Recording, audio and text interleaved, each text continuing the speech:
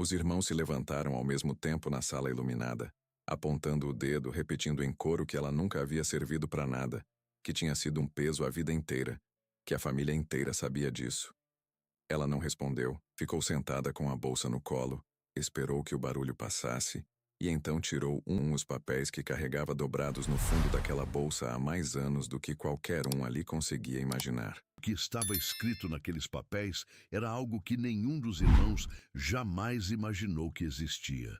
E quando cada um descobriu a sua parte, o chão sumiu debaixo dos seus pés de um jeito que nenhuma palavra, nem pedido, nem desculpa conseguia mais desfazer.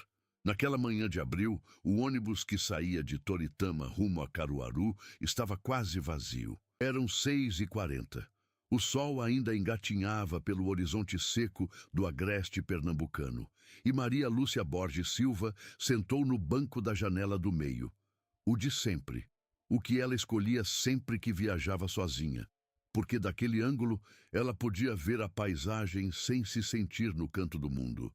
Ela tinha 64 anos. O cabelo era branco, cortado reto na altura do queixo, sem vaidade, mas sem desleixo. Apenas funcional, como quase tudo na vida que ela havia construído para si mesma ao longo de décadas de magistério.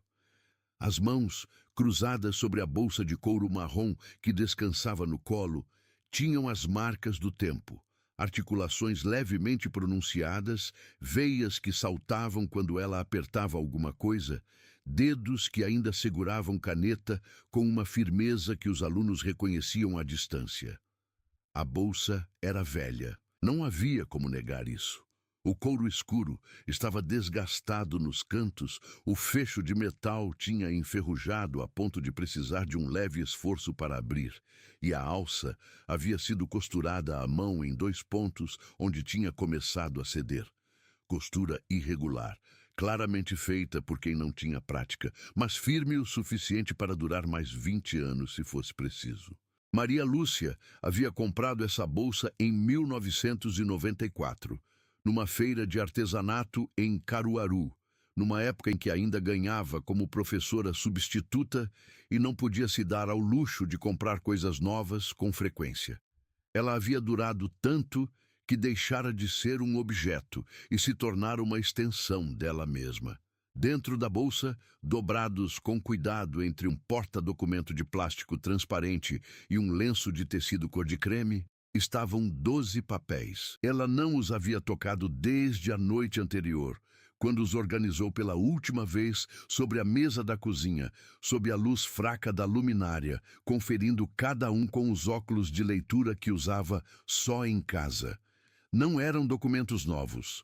Alguns tinham mais de 25 anos. As dobras estavam marcadas com precisão cirúrgica, cada papel guardado exatamente onde sempre estivera, no fundo da bolsa, debaixo de tudo, esperando. O ônibus passou pela entrada de Caruaru às 7h53. Maria Lúcia olhou pela janela a cidade que conhecia desde que tinha 5 anos de idade. A cidade onde havia nascido, onde havia ensinado por 32 anos, onde havia enterrado o pai, a mãe e 2 amigas que amara mais do que muitos parentes. Ela reconhecia cada trecho da BR-104 como reconhecia o rosto de cada aluno que havia ensinado, com aquela memória involuntária de quem esteve presente de verdade. Tirou o celular da bolsa, um modelo simples de tela pequena, e releu a mensagem que o Dr. Sérgio Naves havia mandado na semana anterior. A reunião estava confirmada para as 10 horas. Os documentos seriam analisados conforme o código. Por favor, chegue com antecedência. Ela havia respondido com um "Estou ciente, obrigada", e não tinha mandado mais nada. Havia outra mensagem, sem resposta. Era de Eduardo. Dizia: "Lúcia, se você for com essa sua cabeça dura e criar problema, vai sair pior para você. Já conversei com o Naves, seja razoável." Ela leu a mensagem 2 vezes. Depois guardou o celular na bolsa, passou o indicador pelo fecho enferrujado. Devagar, como confirmando que o segredo ainda estava guardado, e ficou olhando pela janela até o terminal. O escritório do doutor Sérgio Naves ficava no terceiro andar de um prédio comercial no centro de Caruaru, numa rua que cheirava a café torrado da padaria do térreo e a borracha nova da loja de pneus no número seguinte. O elevador estava quebrado. Havia um bilhete manuscrito colado na grade dizendo que estava em manutenção. E Maria Lúcia subiu as escadas devagar, com a bolsa apertada contra o corpo, sem se apressar. Quando empurrou a porta de vidro jateado com o letreiro dourado do escritório de advocacia, a recepcionista levantou a cabeça. Bom dia. A senhora é a doutora Maria Lúcia? Professora, ela corrigiu com suavidade. Boa tarde, pode ser. A sala de espera tinha 4 cadeiras estofadas em azul marinho e uma mesa de centro com revistas velhas. Pelas portas fechadas à frente, vinha um murmúrio de vozes. Ela reconheceu a de Eduardo antes mesmo de entrar. Grave, pausada, do jeito que ele falava quando estava acostumado a ser ouvido. A voz de quem passou a vida num consultório onde as pessoas precisavam prestar atenção em cada palavra que ele dizia. A recepcionista abriu a porta e anunciou. A professora Maria Lúcia chegou. O silêncio que se instalou durou talvez 2 segundos. Depois, Eduardo retomou a ligação no celular como se nada tivesse acontecido. A sala era retangular, com uma mesa de madeira escura ao centro que cabia 8 pessoas. Eduardo Borges estava sentado de terno cinza, paletó aberto, camisa branca impecável, o celular preso entre o ombro e a orelha enquanto gesticulava com a mão livre. Aos 42 anos, havia herdado do pai a estrutura larga dos ombros e do avô a testa alta que recuava com a calvície. E havia adquirido por conta própria aquela postura de quem entra nos lugares como se já soubesse que eles lhe pertencem. Patrícia Borges Cavalcante estava ao lado dele, 38 anos, cabelo escuro com mechas louras feitas em salão caro, roupa que custava o que Maria Lúcia gastava em 3 meses de feira. Ela estava mexendo no próprio celular quando a irmã entrou. Olhou para cima por um segundo e voltou a olhar para a tela. Ricardo Borges ficava do outro lado da mesa, menor e mais arredondado que os outros 2, com a expressão de quem estava ligeiramente fora do lugar, o que era curioso, porque ele havia sido convocado para aquela reunião pelos irmãos, não por iniciativa própria. Ele assentiu quando Maria Lúcia entrou, um aceno mínimo, sem abandonar o celular. Camila Cavalcante, esposa de Eduardo, 34 anos, cabelo preso, expressão que Maria Lúcia não conseguiu decifrar de imediato, estava encostada na parede, um pouco afastada da mesa, como se tivesse escolhido deliberadamente não ocupar uma cadeira. Ela era a única que levantou os olhos completamente quando Maria Lúcia entrou. O Dr. Naves estava de pé perto da janela. Um homem de 50 e tantos anos, óculos de armação discreta, terno bege que precisava de uma passagem de ferro. Ele acenou para a cadeira mais afastada, a que ficava com a luz da janela nas costas, a menos confortável para quem quisesse ser ouvido, e Maria Lúcia foi até lá sem dizer nada. Puxou a cadeira, sentou, colocou a bolsa no colo. Eduardo encerrou a ligação e botou o celular sobre a mesa. Então, ele disse, olhando para o advogado, podemos começar. O doutor Naves abriu a pasta de documentos e começou a leitura de abertura, o rito burocrático de qualquer reunião de inventário. A certidão de óbito de Dalva Borges Silva, falecida em fevereiro daquele ano, 68 anos de idade, causa mortes insuficiência cardíaca, a relação de bens a serem partilhados, o valor estimado do imóvel na rua Campos Sales, bairro Maurício de Nassau, avaliado em R$340 mil. Eduardo não esperou o advogado terminar. Doutor Naves, ele disse com a segurança de quem já havia ensaiado, antes de irmos ao mérito da partilha, há uma questão que precisa ser esclarecida. Fez uma pausa calculada. Maria Lúcia não contribuiu para a manutenção da casa nos últimos 5 anos. Não participou dos cuidados com nossa mãe. Não ajudou com nenhuma das despesas médicas, que foram substanciais. Olhou para a irmã pela primeira vez desde que ela entrara. Seria uma injustiça tratá-la como parte igual nessa divisão. Maria Lúcia não respondeu. Ficou olhando para Eduardo com aquela atenção quieta que seus alunos conheciam. A que ela usava quando alguém dizia alguma coisa errada, mas ela preferia deixar o equívoco se expandir antes de corrigi-lo. Ela viveu no mundo da lua a vida toda, Patrícia acrescentou, sem levantar os olhos do celular. Isso todo mundo sabe. Ricardo assentiu. Não disse nada. Assentiu como quem confirma o que já estava combinado. O doutor Naves olhou para Maria Lúcia sobre as lentes dos óculos. A senhora tem alguma colocação a fazer? Maria Lúcia ficou quieta por um momento. O escritório tinha aquele silêncio particular dos ambientes, com carpete e ar-condicionado baixo. Um silêncio denso que engole os sons em vez de refletir. Ela olhou para Eduardo.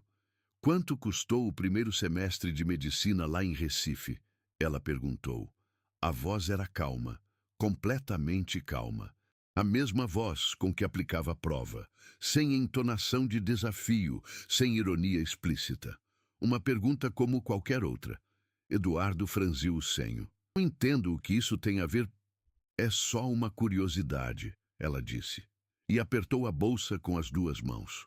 Nos 40 minutos seguintes, o Dr. Naves tentou conduzir a reunião dentro dos limites do procedimento legal. Eduardo o interrompeu 4 vezes. Patrícia cruzou e descruzou as pernas com uma inquietação que não conseguia disfarçar. Ricardo ficou cada vez mais quieto, os olhos indo e vindo entre o celular e o rosto da irmã mais velha, como se tentasse encontrar nela alguma indicação do que estava por vir. Maria Lúcia não ofereceu nenhuma indicação. Ficou sentada com a postura ereta de quem aprendeu cedo que a cadeira não define a posição de quem a ocupa. A bolsa estava no colo. O indicador voltou ao fecho enferrujado uma vez, 2 vezes, com aquela lentidão de quem não tem pressa porque já sabe o que está por vir. Foi quando Eduardo perdeu a paciência de vez. Ele se levantou. Não foi um movimento gradual, foi brusco. A cadeira raspando no chão de forma que Camila na parede deu um pequeno sobressalto.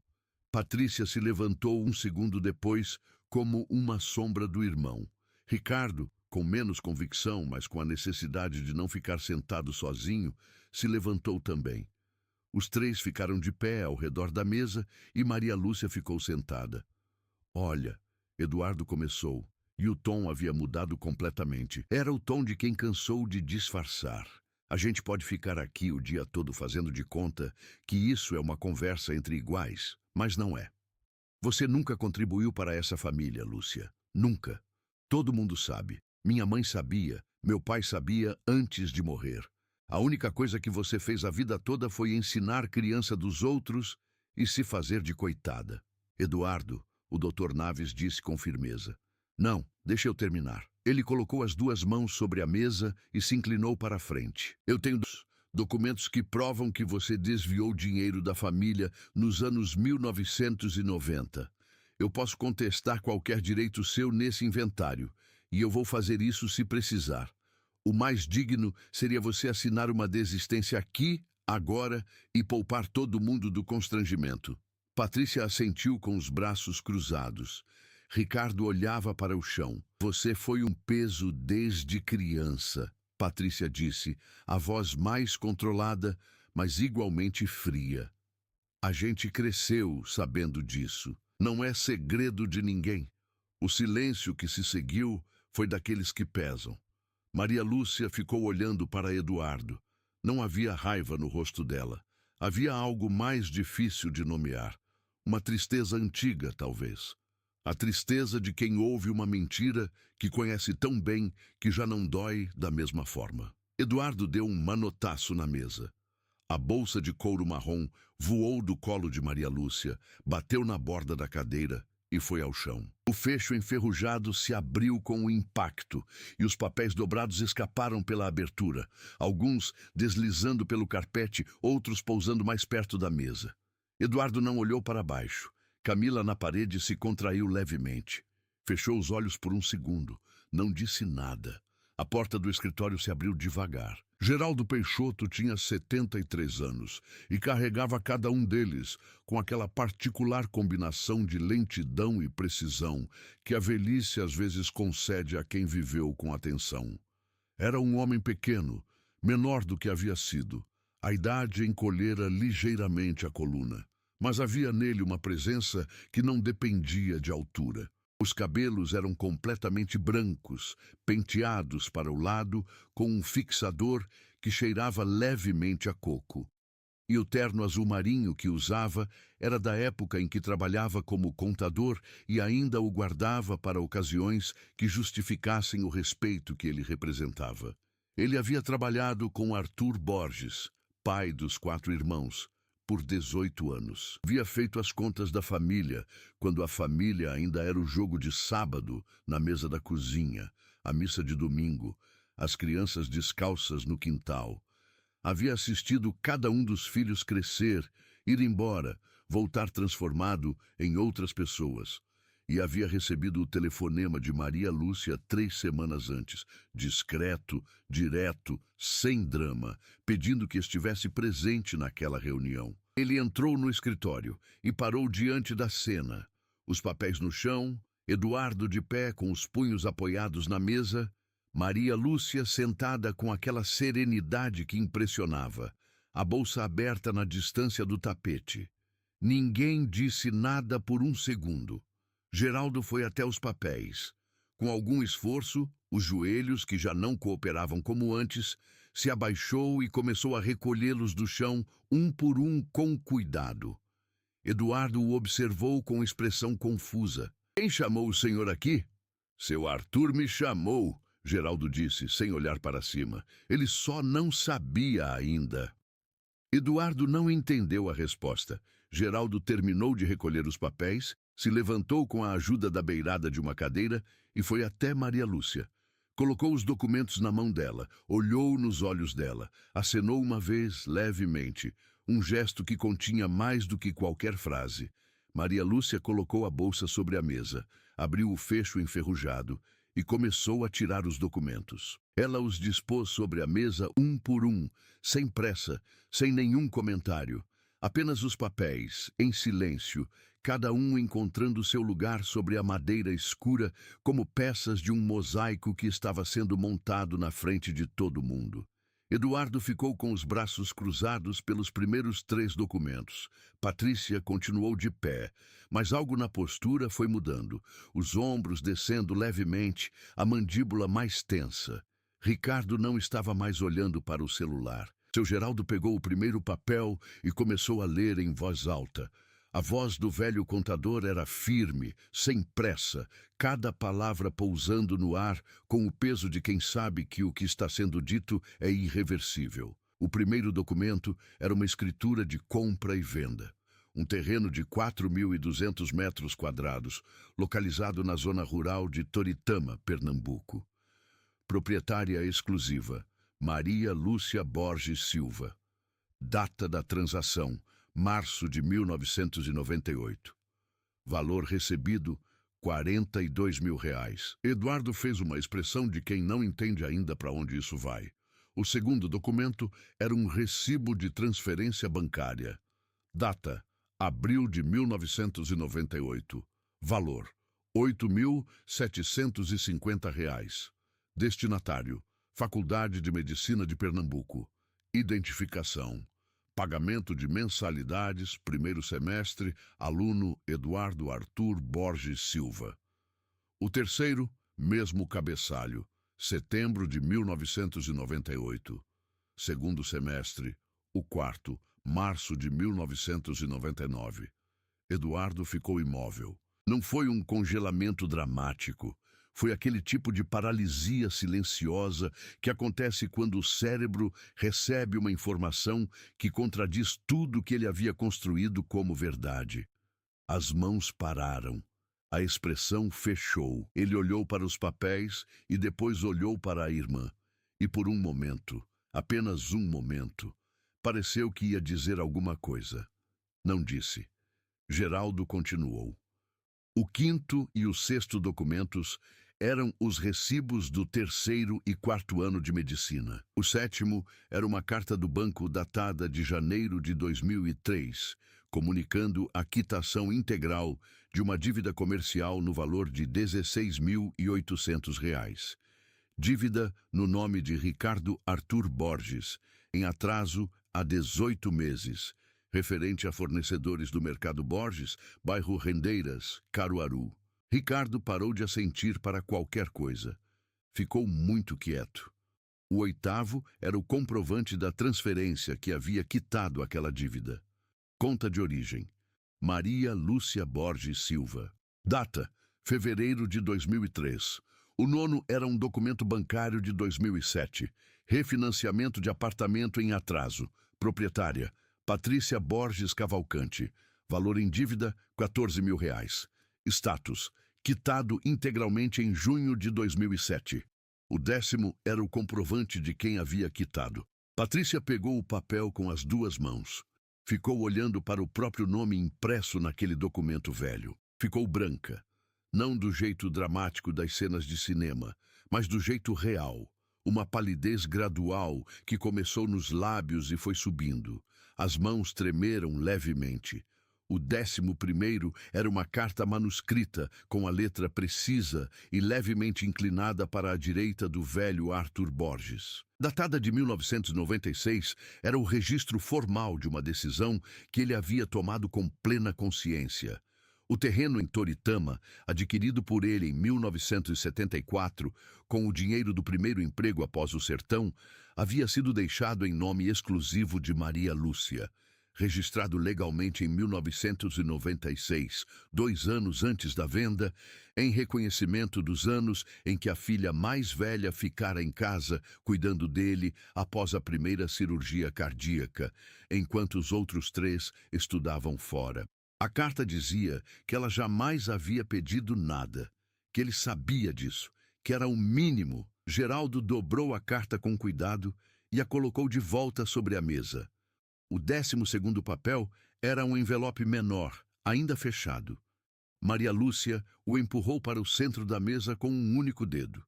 "Esse vocês podem abrir", ela disse. Era a primeira vez que falava desde que começara a tirar os documentos. Ninguém se mexeu por um... Então Geraldo pegou o envelope, abriu e retirou o que havia dentro. Um comprovante de avaliação de... O imóvel era a casa na rua Campos Sales. A mesma casa que estava sendo inventariada. A avaliação havia sido feita em 2009. E havia uma anotação à mão, na letra de Maria Lúcia, que dizia apenas reforma do telhado, 4.200, pago por mim em 2011, sem ressarcimento pedido ou recebido. A bolsa vazia estava sobre a mesa com o fecho aberto. Maria Lúcia olhou para Eduardo, para Patrícia, para Ricardo. "Eu nunca pedi nada de volta", ela disse, com a voz que não levantava e não tremia. "Mas não assino nenhuma desistência."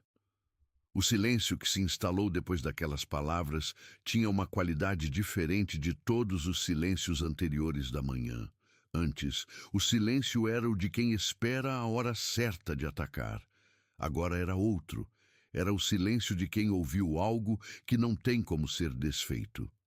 Eduardo ficou olhando para os papéis sobre a mesa. As mãos, que minutos antes haviam dado um manotaço capaz de derrubar a bolsa de uma pessoa, estavam agora abertas sobre a madeira, imóveis, como se não soubessem mais o que fazer com elas mesmas. Patrícia segurava o 10º papel, o comprovante com o próprio nome, e não conseguia largar. Não era um gesto de apego, era o gesto de quem está tentando fisicamente entender como aquele pedaço de papel havia existido por 16 anos sem que ela soubesse. Ela pensou, e foi possível ver o momento exato em que o pensamento chegou, porque o rosto mudou. Pensou no apartamento.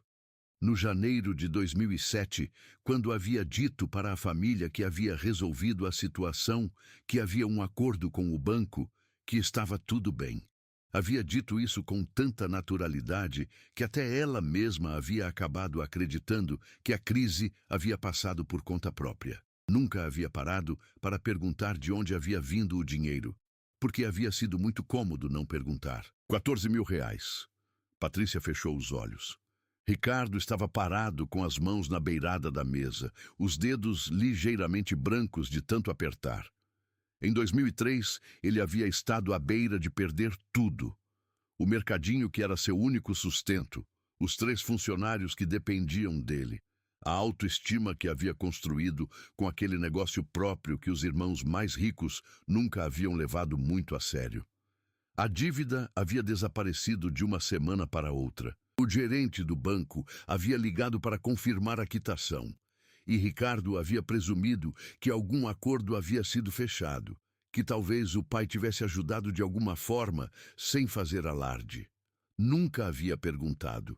Não havia querido dever nada a ninguém. Então havia escolhido não saber.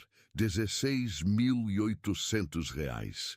Geraldo ficou em pé com as mãos cruzadas atrás das costas, olhando para os 3 irmãos com a expressão tranquila de quem já havia visto muita coisa e tinha aprendido a não se surpreender com a capacidade humana de não enxergar o que está na frente.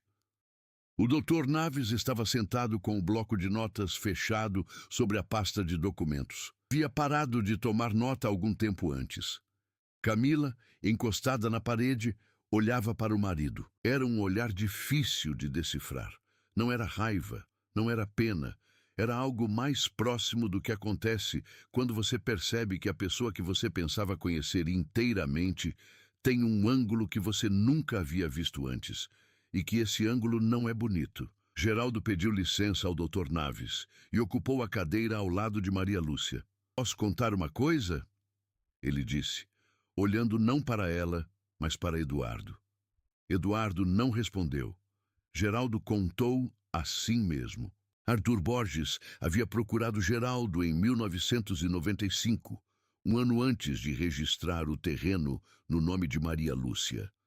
Havia chegado ao escritório de contabilidade sem hora marcada, o que era incomum. Arthur era um homem de hora marcada, de procedimento, de formalidades que ele considerava uma forma de respeito pelo tempo dos outros.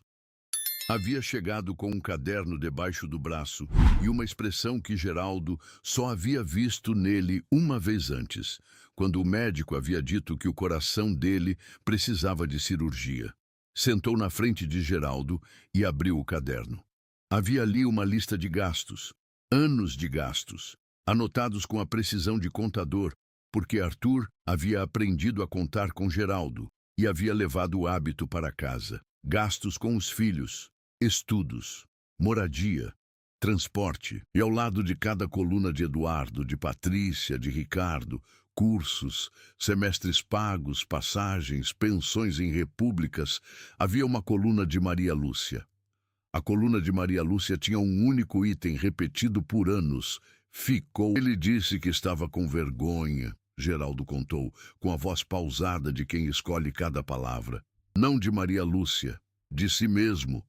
Disse que havia deixado acontecer o que era mais fácil. A filha mais velha ficou, os outros foram, e ninguém havia perguntado se ela queria ficar. Simplesmente havia sido assumido que seria assim. Patrícia abriu a boca. Fechou. Maria Lúcia tinha 18 anos quando a mãe de vocês ficou doente pela primeira vez, Geraldo continuou. Eduardo tinha 16 e já havia passado no cursinho. Patrícia tinha 14, Ricardo 11. Arthur trabalhava fora durante a semana. Então alguém ficou em casa para cuidar. Ela não nos disse nada, Ricardo disse. Era a primeira fala dele em quase 20 minutos. A voz saiu um pouco rouca. Não, Geraldo concordou. Não disse, mas Arthur sabia. E ficou com isso por muitos anos. E quando ele pôde fazer alguma coisa que era só dele para dar, ele deu.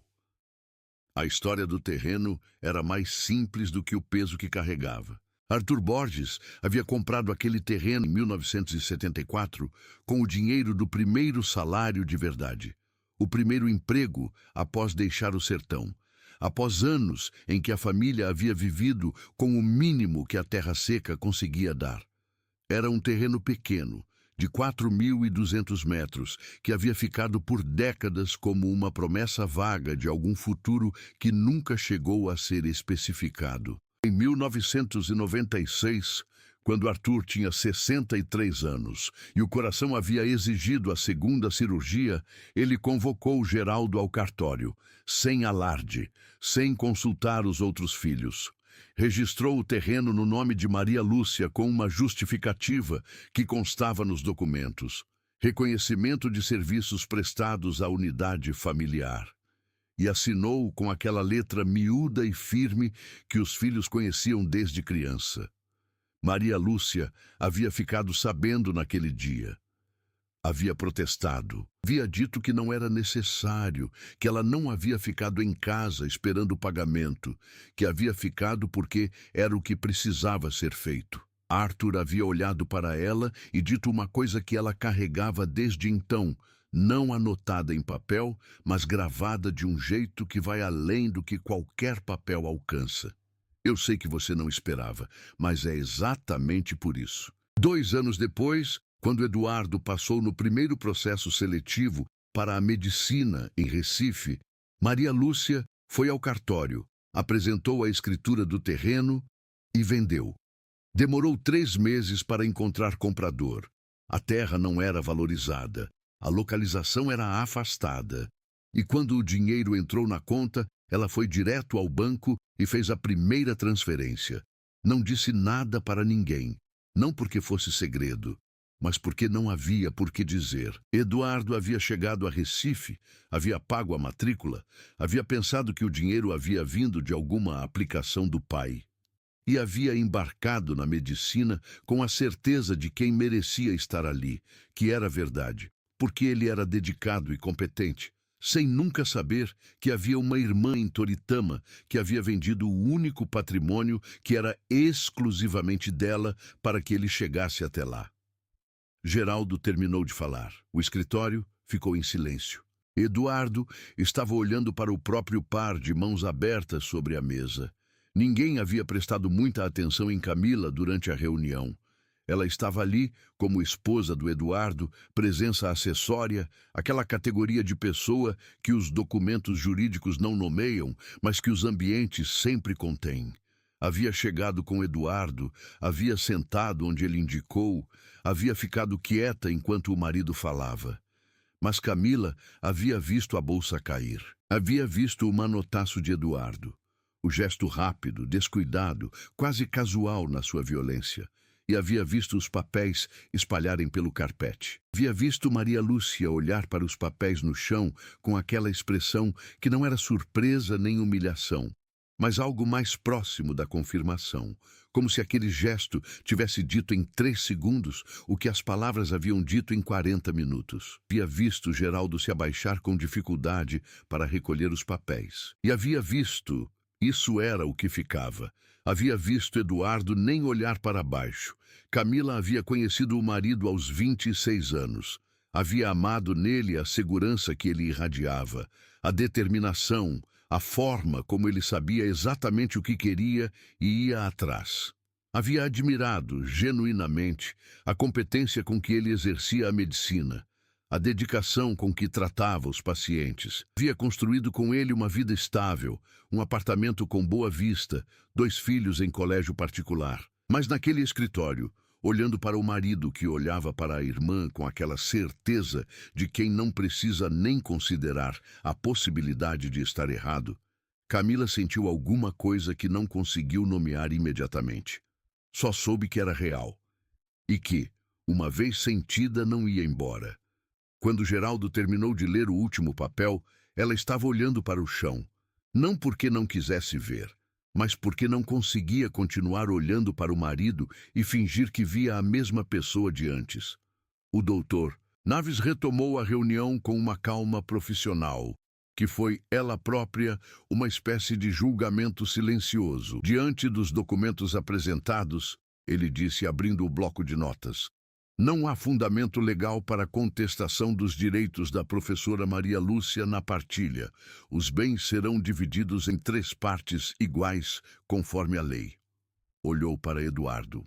Caso o senhor deseje apresentar os documentos que mencionou anteriormente sobre suposto desvio de dinheiro, poderá fazê-lo junto ao cartório, mas precisará de provas concretas, e sendo assim, o processo terá que analisar a totalidade das transações financeiras envolvendo todos os herdeiros, incluindo as que acabamos de examinar. Eduardo não disse nada. Alguma contestação formal a ser registrada nesta ata? Silêncio. Vou tomar isso como não. O advogado escreveu por alguns minutos. A caneta deslizava sobre o papel com aquele som seco e definitivo dos documentos que não voltam atrás. Maria Lúcia ficou com as mãos sobre a mesa, ao lado da bolsa vazia, com a mesma postura de sempre. Ereta, cabeça erguida, olhar direto para a janela, onde o sol de Caruaru havia subido o suficiente para iluminar a poeira suspensa no ar-condicionado. Patrícia ainda segurava o comprovante com o próprio nome. Depois de um longo momento, o colocou sobre a mesa com cuidado, como quem devolve algo que lhe foi emprestado. Ricardo havia guardado o celular. Era a primeira vez, em todos esses anos, que a família se reunia, e ele ficava sem o celular na mão por mais de 5 minutos. A reunião foi encerrada às 12h20. Patrícia e Ricardo saíram juntos, em silêncio. Nenhum dos dois disse nada para Maria Lúcia ao passar por ela. Camila pegou a bolsa, chegou perto da porta, hesitou. Virou-se uma vez para Maria Lúcia e abriu a boca. Fechou. Saiu. Eduardo ficou. Ficou sentado com os papéis na frente, a pasta do advogado já fechada, o escritório que havia ficado só deles dois, mais Geraldo, que estava de pé na janela, de costas, olhando para a rua. Doutor Naves, Eduardo disse, com uma voz que havia perdido completamente o tom de quem controla a situação. Era uma voz de 42 anos que, por um instante, soou muito mais jovem do que isso. Tem como devolver o dinheiro, o da venda do terreno? O advogado olhou para ele sobre as lentes dos óculos. Essa é uma conversa para ter com sua irmã, não comigo. Eduardo assentiu. Ficou olhando para a mesa. Geraldo não se virou da janela. Maria Lúcia já havia ido embora. Na semana seguinte, Ricardo Borges apareceu na porta do escritório de Geraldo Peixoto. Um escritório pequeno que Geraldo ainda mantinha não por necessidade, mas por hábito e por amor à ordem. Ricardo chegou sem hora marcada, o que era suficientemente incomum para que Geraldo deixasse entrar sem fazer perguntas. Sentaram. Ricardo ficou mexendo nas próprias mãos por um momento. Seu Geraldo, ele disse, R$16.800, corrigindo pela inflação desde 2003, quanto dá hoje? Geraldo calculou mentalmente. Uns 55 mil. Ricardo ficou quieto. Eu queria pagar de volta, ele disse. Mas não sei como fazer isso sem que pareça que é porque fiquei com vergonha. Pausa. Mesmo que seja porque fiquei com vergonha. Geraldo inclinou a cabeça levemente para o lado. Havia uma gentileza no gesto. Não a gentileza de quem absolve, mas a de quem escuta de verdade. Ricardo, ele disse, a conta certa não é comigo. Você sabe disso. Ricardo saiu do escritório e foi direto ao celular. Ficou parado na calçada por um bom tempo, o telefone na mão, sem saber como começar a mensagem. Começou com Lúcia e apagou. Começou com irmã e apagou. Ficou parado mais um tempo. Então escreveu. Eu sei que não tem palavra certa, mas eu quero tentar encontrar. E mandou antes de mudar de ideia. 2 meses depois da reunião do inventário, num sábado de manhã em que chovia ligeiramente, a garoa fina do agreste que não molha de vez, mas vai encharcando devagar, Maria Lúcia estava na cozinha fazendo café quando ouviu o portão. Achou que era o carteiro. Era Patrícia. Estava sem maquiagem. Isso foi a primeira coisa que Maria Lúcia notou. Não porque Patrícia sempre usasse maquiagem, mas porque havia algo diferente na ausência dela naquele dia. Parecia um gesto deliberado, como quem decide aparecer sem armadura. Tinha um casaco de chuva e os cabelos levemente úmidos, e ficou parada na soleira, olhando para a irmã com a expressão de quem ensaiou 1000 versões de uma fala e deixou todas elas ir embora no caminho. Maria Lúcia ficou parada na porta por um... Não disse que estava tudo bem, porque não estava, mas também não fechou a porta. Entra, ela disse. Tem café? Patrícia entrou. Sentaram à mesa da cozinha. Mesma mesa sobre a qual Maria Lúcia havia organizado os 12 papéis na noite anterior à reunião, sob a luz fraca da luminária. A chuva batia levemente na telha. Ficaram muito tempo sem falar. Tomaram o café em silêncio. Patrícia olhou várias vezes para a xícara, para as mãos, para o azulejo da parede. Eu não sabia, ela disse por fim. Era uma frase curta e insuficiente, e ela sabia disso. Sobre o dinheiro, sobre o terreno, sobre nada. Eu sei que não sabia, Maria Lúcia disse, mas eu sabia de outras coisas.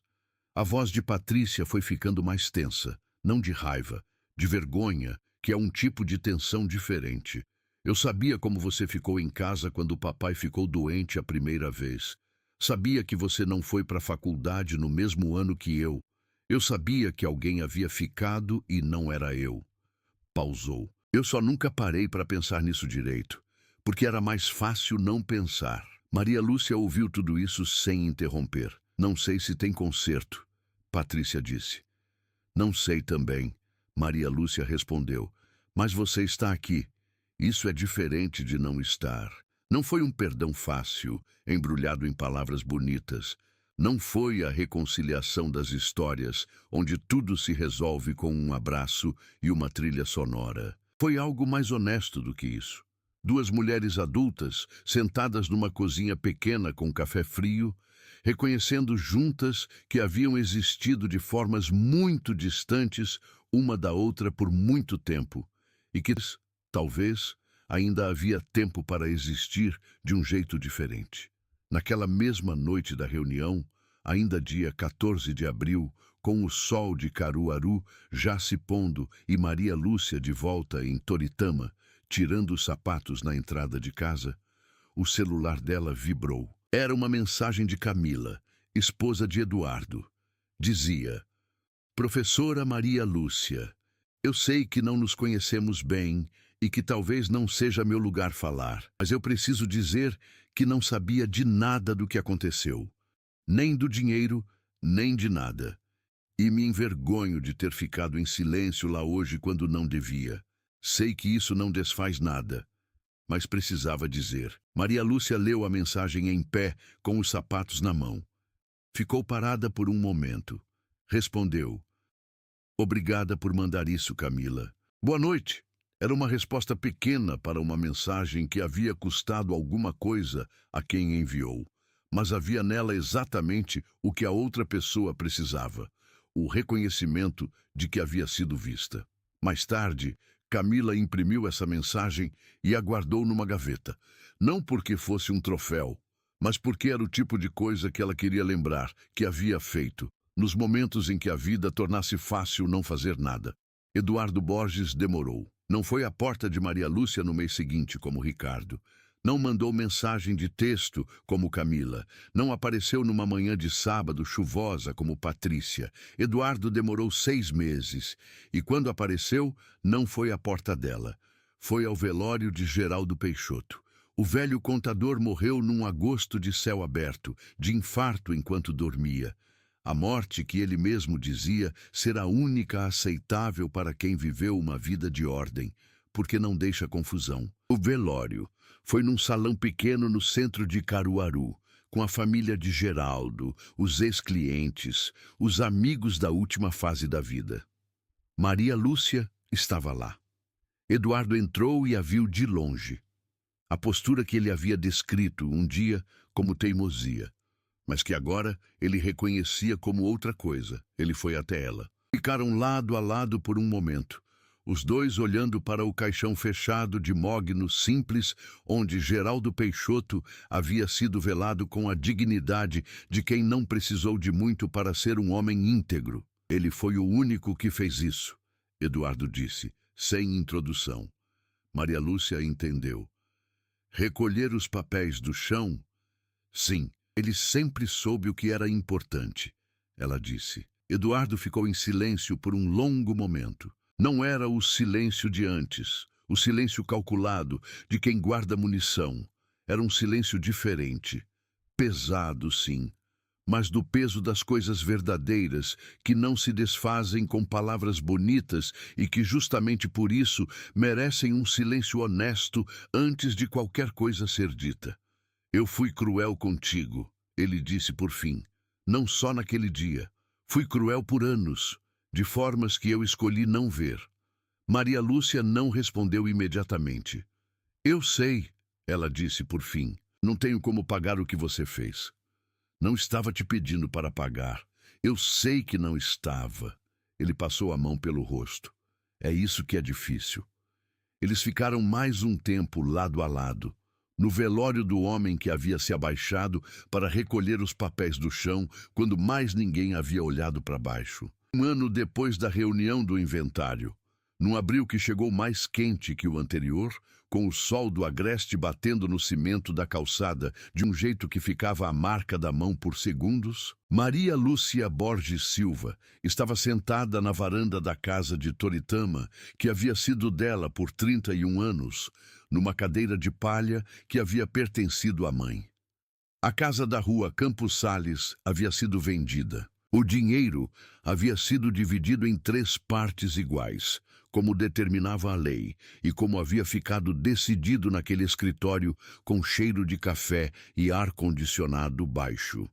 Com a parte dela, Maria Lúcia havia feito 2 coisas: reformado a cobertura da escola municipal, onde havia ensinado por 22 anos, o telhado vazava desde 2019 e a prefeitura não tinha orçamento, e comprado um ventilador novo para a sala. O ventilador estava ligado agora, girando devagar, movendo o ar quente de abril. A bolsa de couro marrom estava no banco ao lado dela. Estava vazia. Havia estado vazia desde aquela manhã de 1 ano atrás, desde que os 12 papéis haviam saído pela última vez.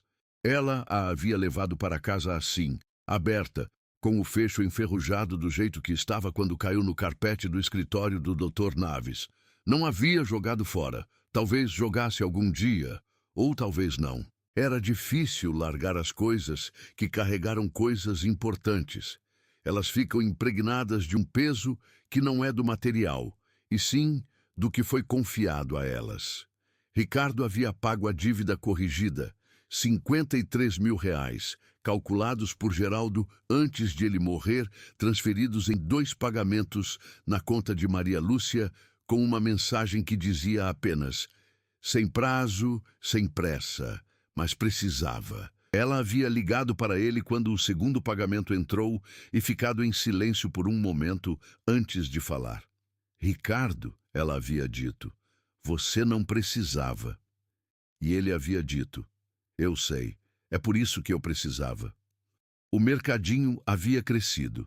Ricardo havia contratado 2 funcionários novos. Numa das paredes do fundo, entre as prateleiras de arroz e feijão, havia pregado uma foto do pai, a única foto antiga que havia guardado de quando ele ainda tinha os cabelos escuros, com uma fita adesiva simples, no ângulo de quem coloca as coisas nos lugares para não esquecer. Patrícia havia voltado à casa de Maria Lúcia 4 vezes desde o sábado da chuva. As conversas eram irregulares, às vezes longas, às vezes curtas, às vezes fáceis, às vezes carregadas de coisas que ainda não tinham nome. Não havia fingimento de que estava tudo bem. Havia algo melhor. O esforço honesto de 2 pessoas tentando construir algo diferente, com os tijolos que sobraram de uma estrutura que havia desmoronado. Eduardo havia feito uma coisa que ninguém esperava. Havia procurado a escola onde Maria Lúcia havia ensinado e doado anonimamente o equivalente a um semestre de materiais para os alunos de baixa renda. Havia contado para Maria Lúcia em setembro, não para receber crédito, mas porque havia sentido que ela precisava saber que havia acontecido. Ela havia ouvido sem comentar muito. No final, havia dito: Arthur ficaria satisfeito. Eduardo havia ficado com aquela frase por semanas. Camila havia pedido separação em outubro, não por causa do inventário. As razões eram mais antigas, mais complexas, aquelas que só ficam visíveis quando algo rompe a superfície e obriga todo mundo a olhar de verdade para o que está abaixo. Mas o inventário havia sido o momento em que ela parou de fazer de conta que não enxergava. Ela havia saído com os filhos para um apartamento alugado e, numa tarde de domingo, havia levado as crianças para tomar sorvete com a tia Maria Lúcia, que não era tia delas por nenhuma convenção familiar, mas que os recebeu com a porta aberta e o café pronto, e nenhuma pergunta que eles não quisessem responder. Maria Lúcia ficou olhando para a rua a partir da varanda. Não era uma rua movimentada. Toritama era cidade pequena, o bairro era tranquilo, os vizinhos eram os mesmos de sempre. O cão do vizinho da esquerda latia de vez em quando para nada. A criança do vizinho da direita havia aprendido a andar de bicicleta e usava aquele aprendizado com a entusiasmada repetição de quem ainda não entendeu que vai saber fazer aquilo para o resto da vida. Ela havia voltado a dar aulas, não na escola pública. Era aposentada e o telhado estava reformado, mas os salários de professora não haviam melhorado o suficiente para ela abrir mão da aposentadoria. Dava aulas particulares. 3 alunos do ensino fundamental com dificuldade em leitura, 2 do médio com dificuldade em matemática, uma mulher de 52 anos que havia decidido aprender a ler de vez e não queria que ninguém soubesse. Esta última era sua favorita. Não por pena, por respeito. Havia algo de extraordinariamente corajoso em uma mulher de 52 anos sentar na frente de um quadro e começar do começo. A bolsa de couro marrom estava no banco ao lado dela. Ela passou o indicador pelo fecho enferrujado, devagar como sempre, como um hábito que o corpo guarda, mesmo quando o motivo já foi embora. Mas o segredo não estava mais guardado. Estava agora espalhado, distribuído, nos recibos que os irmãos haviam levado para casa, nos pagamentos de Ricardo, nas conversas com Patrícia, no velório de Geraldo, nos sorvetes de domingo com os filhos de Camila. O que ela havia carregado sozinha por tanto tempo havia finalmente encontrado o único destino verdadeiro de todas as coisas que carregamos em silêncio. Havia sido visto. Havia sido nomeado, havia sido finalmente reconhecido. Não era o mesmo que ser pago de volta. Não era o mesmo que ser perdoado, ou que o passado ser reescrito, que os anos de cuidado prestado enquanto os outros iam embora fossem devolvidos de alguma forma que o tempo jamais permite. Mas era real. E o real, ela havia aprendido em 64 anos de vida. É tudo que a gente realmente tem. O sol de abril estava descendo quando a criança do vizinho da direita caiu da bicicleta. Não foi uma queda grave, um raspão no joelho, um susto, o choro que vem mais do medo do que da dor. A mãe correu para a calçada. O menino levantou e foi em direção a ela. Maria Lúcia observou da varanda. Viu uma coisa que ela dizia para os alunos quando eles erravam e ficavam com vergonha de ter errado. Quando abaixavam a cabeça, quando queriam sumir debaixo da carteira, quando a sensação de falhar era maior do que a capacidade de tentar de novo.